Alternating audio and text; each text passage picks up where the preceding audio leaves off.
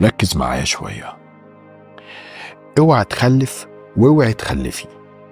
أنا راجل بتاع علاقات سامة وضحايا علاقات سامة، مش بكلمك عن تنظيم الأسرة خالص. اوعى تخلف واوعي تخلفي لو لقيتوا إن انتوا مع شخص لا يعتمد عليه، شخص أناني ما بيعملش حاجة غير لنفسه بس، شخص أهم حاجة في حياته مصلحته، شخص لا يعتمد عليه، شخص غدار، شخص خاين. حتى لو بيصلي على فكرة، ممكن جدا يبقى بيصلي ونرجسي خفي، أو بتصلي ونرجسية خفية ماشية بإسدالها ونرجسية خفية. عارفين ليه؟ اوعوا تخلفوا، اوعوا تفتكروا إن هما لما يخلفوا هيتصلحوا.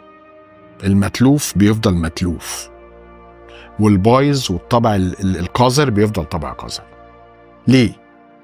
لأنه مش انتوا بس اللي هتعانوا وتدفعوا الثمن.